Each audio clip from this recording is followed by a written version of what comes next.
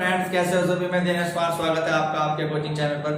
Friends, soil mechanics engineering की जो हमारी क्लास है कॉम्पैक्शन को ही आगे बढ़ाएंगे और आज की जो थ्योरी हमारे पास आएगी, हम आज की थ्योरी में ये समझने वाले हैं फ्रेंड कि हमारे पास लैम्बे एक्सप्लेनेशन क्या है। ठीक है, लैम्बे एक्सप्लेनेशन आपको याद रखना है कि लैम्बे ने कुछ एक्सप्लेनेशन आपका दिया था, तो ये क्या एक्सप्लेनेशन इन्होंने दिया था ये आज हमको देखना है। ठीक है, तो लैम्बेज एक्सप्लेनेशन इसको बोलते हैं फ्रेंड। ये भी इंपॉर्टेंट क्वेश्चंस आपको यहाँ पर देगा, इंपॉर्टेंट क्वेश्चन इसकी थ्योरी पर बेस्ड क्वेश्चन आ जाते हैं। लैम्बेज एक्सप्लेनेशन, ठीक है फ्रेंड। लैम्बेज एक साइंटिस्ट का नाम है, इन्होंने आपको कॉम्पैक्शंस करने का कुछ तरीका बताया। ठीक है, कॉम्पैक्शन कैसे किया जा सकता है इनके अनुसार देखते हैं। इन्होंने लैम्बेज ने कहा कि मॉइस्चर कंटेंट बढ़ा देने से सॉइल की ड्राई डेंसिटी बढ़ जाती है। यह बात का एक्सप्लेनेशन लैम्बेज ने दिया। याद रखना है, पूरी थ्योरी जो पढ़ाऊंगा उसका निचोड़ 2 लाइन बता रहा हूं, फिर उसी को हम पढ़ेंगे। लैम्बेज ने कहा कि सॉइल में मॉइस्चर कंटेंट बढ़ा देने से सॉइल की ड्राई डेंसिटी बढ़ जाती है। ठीक है, देखो सॉइल का मॉइस्चर कंटेंट इंक्रीज कर देने से, ठीक है, इसने कहा ड्राई डेंसिटी भी इंक्रीज हो जाती है। ड्राई डेंसिटी क्या होगी? इंक्रीज हो जाएगी। सॉइल का मॉइस्चर कंटेंट बढ़ा देने से सॉइल की ड्राई डेंसिटी बढ़ जाती है। इस बात का एक्सप्लेनेशन लैम्बेज ने दिया, याद रखोगे। ठीक है, इन्होंने कहा कि यदि सॉइल पार्टिकल में वाटर ऐड किया जाता है, मॉइस्चर कंटेंट ऐड किया जाता है, तो वो एक लुब्रिकेंट की तरह कार्य करता है। ठीक है, पार्टिकलों के बीच वह एक लुब्रिकेंट की तरह कार्य करता है। ठीक है, लुब्रिकेंट का मतलब स्नेह केमिकल को आपस में मिलने नहीं देता। ठीक है, आपको कल भी मैंने शायद थ्योरी बताई थी, यदि आपके पास कोई पार्टिकल है सॉइल का, तो वाटर ऐड कर देने से वाटर उसके चारों तरफ एक ऐसी फिल्म टाइप बना लेता है। ठीक है, तो सभी पार्टिकल क्या सराउंड ऐसी फिल्म बन जाएगी, इसको झिल्ली कहा जाता है हिंदी में। ऐसी जब फिल्म बन जाती है तो पार्टिकल लुब्रिकेंट की तरह कार्य करने लगते हैं, एक स्नेह की तरह कार्य करने लगते हैं। ठीक है, तो अगर स्नेह कंडीशन में, लुब्रिकेंट कंडीशन में सॉइल को कॉम्पैक्ट किया जाता है तो इजीली हो जाएगा। ठीक है, उन्होंने कहा कि सॉइल को लुब्रिकेंट के इफेक्ट के कारण कॉम्पैक्ट करना आसान होता है और ड्राई डेंसिटी बढ़ जाती है। Clear friend? तो ये पॉइंट भी किसने कहा? लैम्बेज ने। मैं बोल रहा हूं, इन्होंने कहा कि लुब्रिकेंट इफेक्ट के कारण सॉइल पार्टिकल्स को कॉम्पैक्ट करना इजी होता है, ये इन्होंने कहा। ठीक है, सॉइल पार्टिकल को कॉम्पैक्ट करना इजी होता है। ठीक है, तो याद रखोगे। और सॉइल जिससे क्या होगा? सॉइल पार्टिकल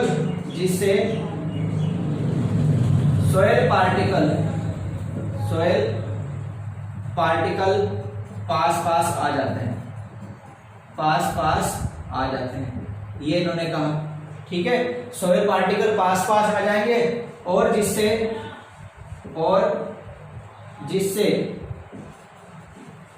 ड्राई डेंसिटी बढ़ जाती है, जिससे ड्राई डेंसिटी इंक्रीज हो जाती है, ये इन्होंने कहा, इंक्रीज हो जाती है।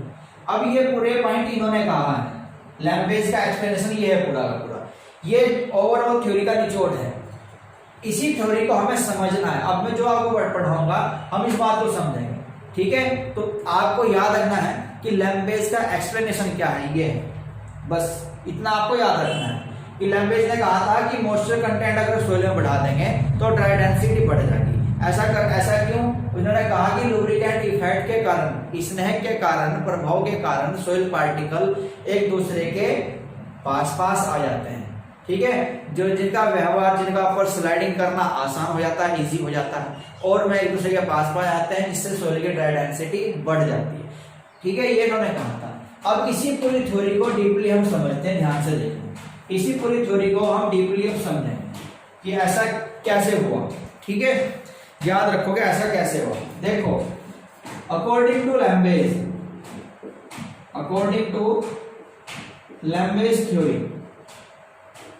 लैम्बेज थ्योरी के अकॉर्डिंग अगर हम चलें तो इन्होंने कहा कि in case of cohesive soil,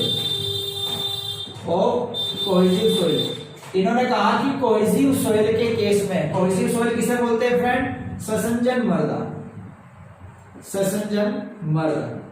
इन्होंने कहा कि कोहेसिव सोइल के केस में, कोहेसिव सोइल के केस में यदि सोइल ग्रेन के बीच, कोहेसिव सोइल के केस में सोइल ग्रेन के बीच एक अट्रैक्टिव फोर्स कार्य करता है। ठीक है, आप याद रखोगे कोहेसिव सोइल के केस में सोइल ग्रेन के बीच, सोइल ग्रेन के बीच एक अट्रैक्टिव फोर्स कार्य करता है। ठीक है, पूरी थोड़ी समझते हुए चलना। इन्होंने कहा कि कोहेसिव सोइल के केस में सोइल ग्रेन के बीच एक अट्रैक्टिव फोर्स कार्य करता है। अब यहां से रुकते हैं थोड़ी देर। ये अट्रैक्टिव फोर्स कौन सा? आप याद रखोगे इस अट्रैक्टिव फोर्स का नाम होता है, इस अट्रैक्टिव फोर्स का नाम होता है, ये आप याद रखोगे, इस अट्रैक्टिव फोर्स को वंडर वाल फोर्स कहा जाता है। इस अट्रैक्टिव फोर्स को वंडर वाल फोर्स कहा जाता है, याद रखोगे। ठीक है, आपसे पूछा जा सकता है कि कोहेसिव सोइल के केस में सोइल ग्रेन के बीच जो अट्रैक्टिव फोर्स कार्य करता है उस फोर्स को क्या कहते हैं? वंडर वाल फोर्स कहते हैं। ये भी आप याद रखोगे। ठीक है, अब इसी का सेकंड पॉइंट, ये इतना हुआ। अब वो ये भी कहता है कि कोहेसिव सोइल वाटर एब्जॉर्ब करती है। यदि वाटर को एब्जॉर्ब करने की लेयर की मोटाई बढ़ती जा रही हो, ठीक है, यदि वाटर को एब्जॉर्ब करने की लेयर की जो मोटाई है इंक्रीज होती जा रही हो, तब वहां पर एक फोर्स कार्य और करना शुरू कर देगा। अब ये देखो, हमारे पास ये सोइल का पार्टिकल था, इन्होंने वाटर को एब्जॉर्ब करा, इनके ये यानी कि आपने सोइल पार्टिकल के अंदर वाटर मिलाया, तो वाटर क्या काम करेगा? सोइल पार्टिकल के चारों तरफ इस टाइप की एक लेयर बना देगा। ठीक है, एक ऐसी फिल्म बना देगा। अब ये अगर वाटर को लगातार एब्जॉर्ब कर रहा है, वाटर बढ़ता जा रहा है, मॉइस्चर कंटेंट बढ़ता जा रहा, तो क्या होगा? लेयर टू लेयर यहाँ पर बनती चली जाएंगी, ऐसे लेयर टू लेयर यहाँ पर बनती चली जाएंगी। तो ये लेयर टू लेयर अगर बनती चली जाएंगी ना फ्रेंड, क्या होगा? उस केस में ये जो पहली लेयर बनी थी, ये लेयर इन दोनों को एक दूसरे से अलग कर देंगी। ठीक है, तो ये लेयर एक दूसरे को अलग कर देंगी। तो उस केस में आपको याद रखना है कि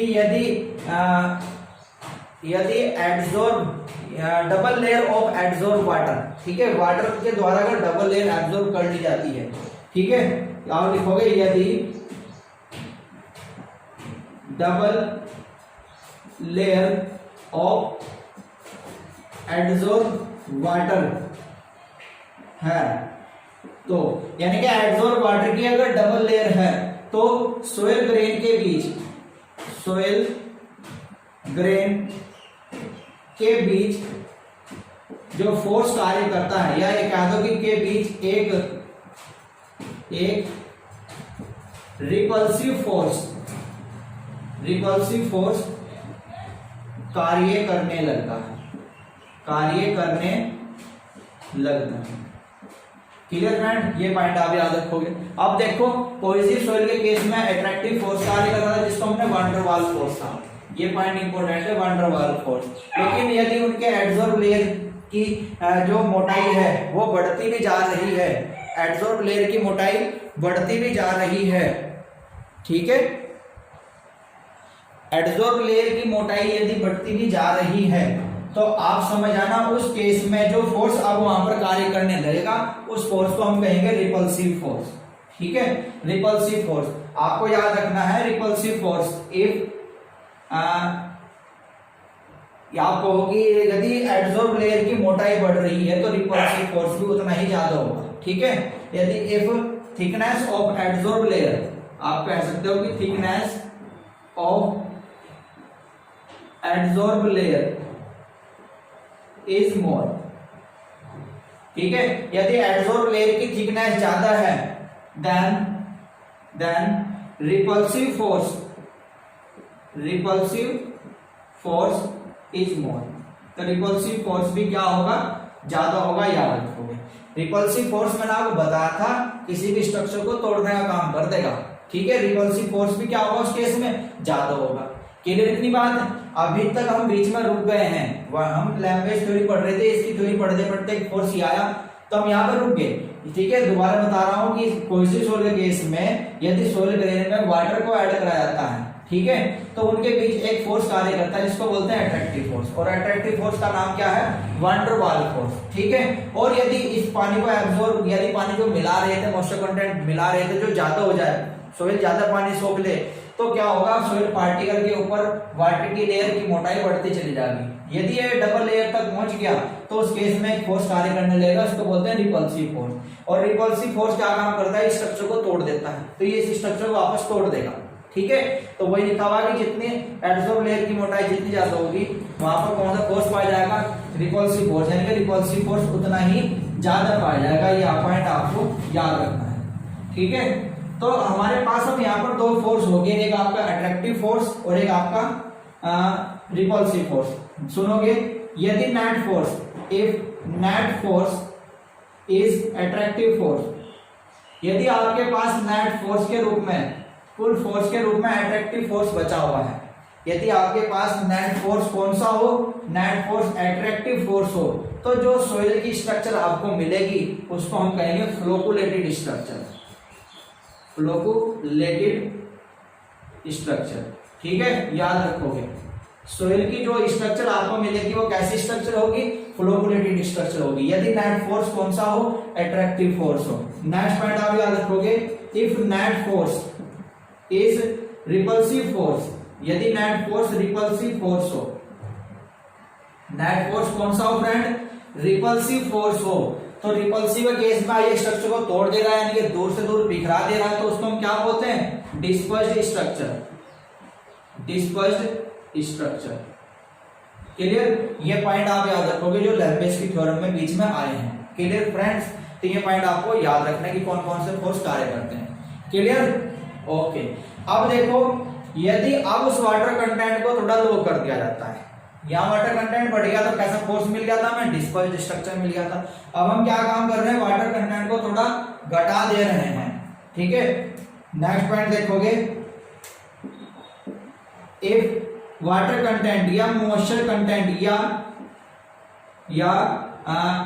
layer of adsorb water, layer of adsorb water, यदि एडसॉर्ब वाटर की लेयर की थिकनेस या लेयर ऑफ एडसॉर्ब वाटर लिख लो, आपने कम कर दी, ठीक है, मॉइस्चर कंटेंट या लेयर और एडसॉर्ब वाटर कम कर दी, तो क्या जो मोटाई थी इसकी वो पूरी डेवलप हो पाएगी, नहीं डेवलप हो पाएगी। तो इस केस में आपको याद रखना है कि जो लेयर होती है वो पूरी डेवलप नहीं हो पाती, या ये लिख लो इतना, मॉइस्चर कंटेंट या एडसॉर्ब वाटर आप डिक्रीज कर दे रहे हो, देन क्या होगा, एडसॉर्ब लेयर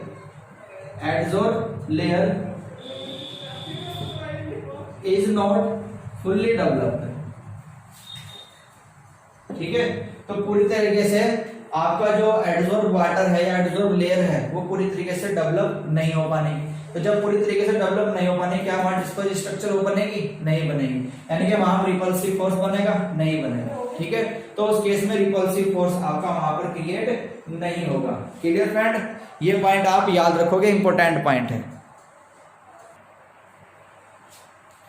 तो ठीक है फ्रेंड, तो वहां पर क्या होगा, एडसॉर्ब लेयर पूरी तरीके से डेवलप नहीं हो पाने की, तो रिजल्टिंग में क्या मिलेगा, रिजल्टिंग में मिलेगा कि जो नेट रिपल्सिव फोर्स होगा, नेट रिपल्सिव फोर्स वो क्या हो जाएगा, स्मॉल हो जाएगा।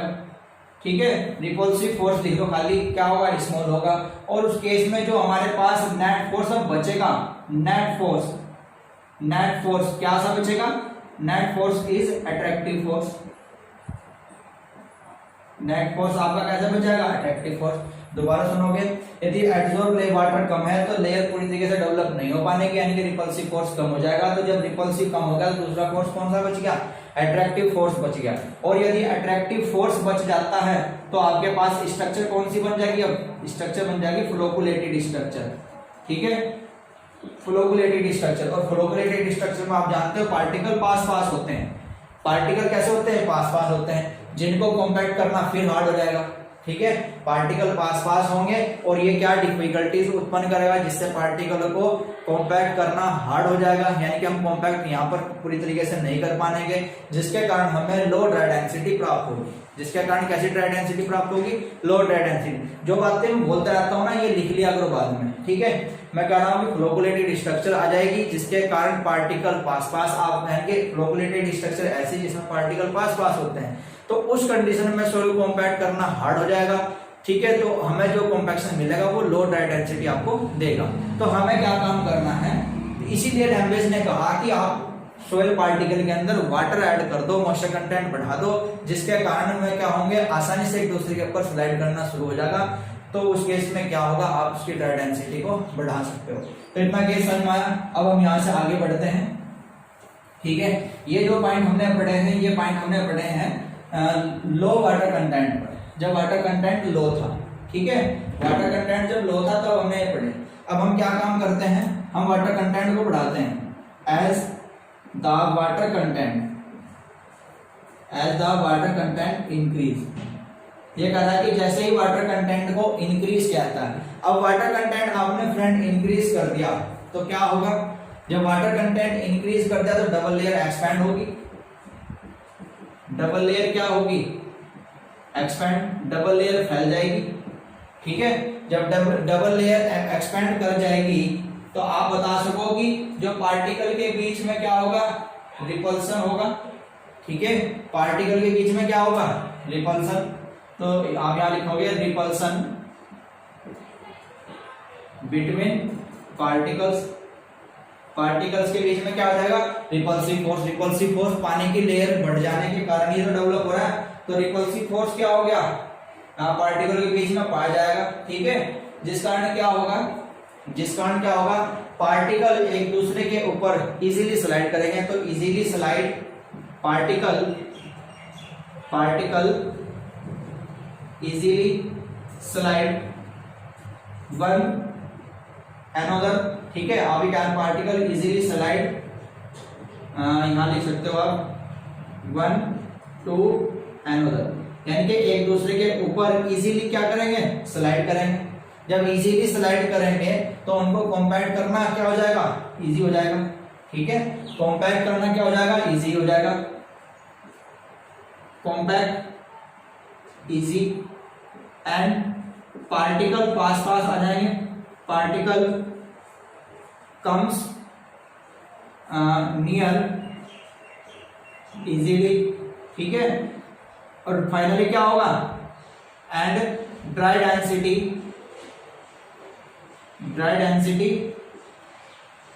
इंक्रीज। ड्राई डेंसिटी क्या हो जाएगी फ्रेंड, ड्राई डेंसिटी आपकी बढ़ जाएगी। क्लियर फ्रेंड, तो ये आपको याद रखना है। ठीक है, ये आपको याद रखना है। दोबारा सुनोगे, वाटर कंटेंट अगर आप बढ़ा रहे हो तो डबल लेयर एक्सपेंड होगी, डबल लेयर फैल जाएगी, जिसके कारण वहां पर पार्टिकल के बीच रिपल्सिव फोर्स उत्पन्न होगा। रिपल्सिव फोर्स हो जाने के कारण पार्टिकल आसानी से एक दूसरे के ऊपर स्लाइड करेंगे।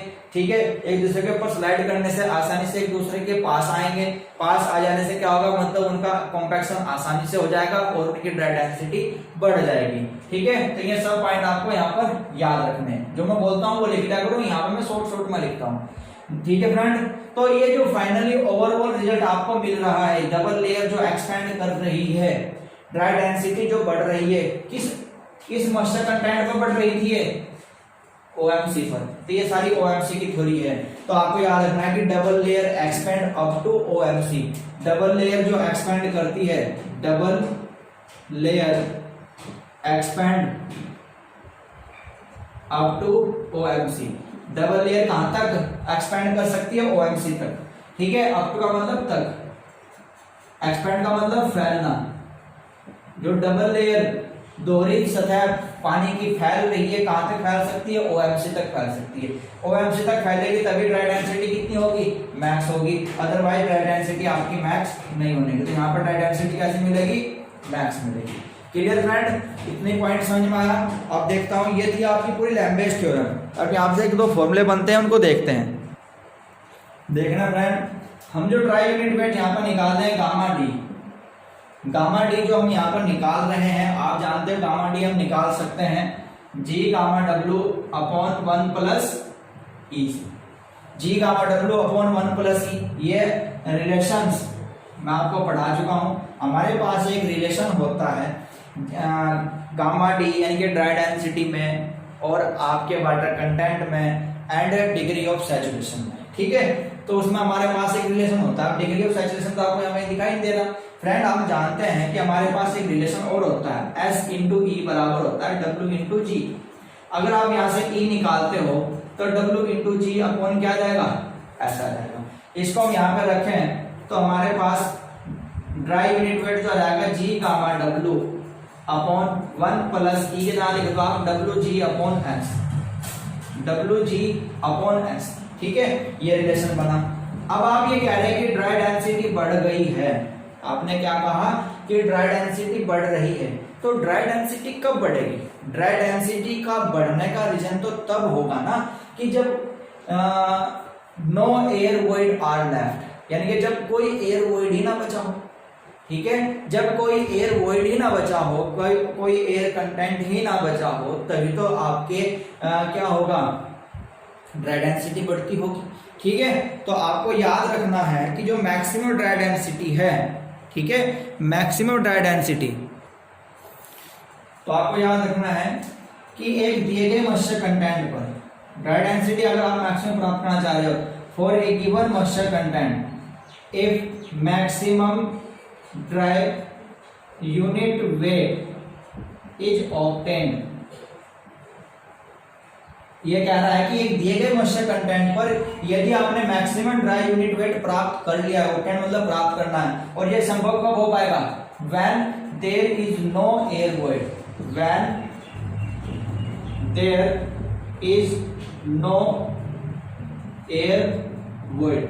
जब कोई एयर वॉइड ही ना बचे हो तब आप मैक्सिमम ड्राई यूनिट वेट प्राप्त कर सकते हो एक दिए गए मॉइस्चर कंटेंट पर। ये पॉइंट आपको याद रखना है, ठीक है। और जब कोई एयर वॉइड प्रेजेंट ही ना हो, जब कोई एयर वॉइड प्रेजेंट ही ना हो, मतलब ये हुआ कि आपने जीरो एयर वॉइड अचीव कर लिया, आपने zero air void is achieved. तो जीरो एयर वॉइड अगर अचीव कर लिया है किसी भी पर्टिकुलर वाटर कंटेंट पर, एक पर्टिकुलर वाटर कंटेंट पर जीरो एयर वॉइड आप अचीव कर चुके, तो इसका मतलब क्या होगा, डिग्री ऑफ सैचुरेशन कितना हो जाएगा, डिग्री ऑफ सैचुरेशन हो जाएगा 100%, या ये कह दो कि S बराबर कितना आ जाएगा, 1। आई बात समझ में? जब पूरा हमारे पास जो सोइल सैंपल था, हमारे पास जो सोइल सैंपल होता है ये फ्रेंड, उसमें आप जानते हो सॉलिड होगा, उसके अंदर एयर होगी, उसके अंदर वाटर होगा, ये एयर और वाटर। अब आप ये कह रहे हैं कि एयर पूरी तरीके से बाहर निकल गया तो क्या बच गया, अब बच गया वाटर और सॉलिड। ये बच गया आपके पास वाटर और सॉलिड। जब वाटर और सॉलिड बचेगा तो इस प्रकार की सोइल को क्या कहती है, सैचुरेटेड सोइल। इस प्रकार की सोइल को क्या कहते हैं, सैचुरेटेड सोइल कहते हैं। तो सैचुरेटेड सोइल का मतलब S का मान कितना आ गया, 100% आ गया, यानी कि 100% का मतलब S का मान कितना हो गया, 1। तो जब S की वैल्यू अगर आपके पास 1 आ जाती है तो देखो अब इसको हम चेंज कर सकते हैं। कैसे चेंज कर सकते हैं, इसको चेंज किया सकता है कि गामा डी बराबर जी gamma W upon 1 plus W G, S के जगह क्या रख देंगे 1। तो वापस आपके पास फॉर्मूला बन गया जी gamma W upon 1 plus W G, clear. तो इस फॉर्मूले से हम मैक्सिमम ड्राई यूनिट वेट प्राप्त कर सकते हैं। तो ये था पूरा आपका लैम्बेज एक्सप्लेनेशन जो आपको याद रखना है, क्लियर फ्रेंड। लैम्बेज एक्सप्लेनेशन इंपॉर्टेंट है, ठीक है। इसके बाद हम यहाँ पर क्या काम करते हैं, एक zero air void line curve आता है जिसको प्लॉट करते हैं, ये मैं आपको पढ़ा चुका हूँ, क्लियर। तो इसको इतना आप याद रखोगे पहले, लैम्बेज एक्सप्लेनेशन, क्लियर। आज के टॉपिक में हम इतना ही रखेंगे, लैम्बेज एक्सप्लेनेशन ही कंप्लीट करेंगे। नेक्स्ट टॉपिक कल देखने वाले हैं, क्लियर फ्रेंड। आज के लिए धन्यवाद, चैनल को सब्सक्राइब कर दें, वीडियो को शेयर कर दें, लाइक कर दें, क्लियर। तो आज के लिए इतना ही, बाय।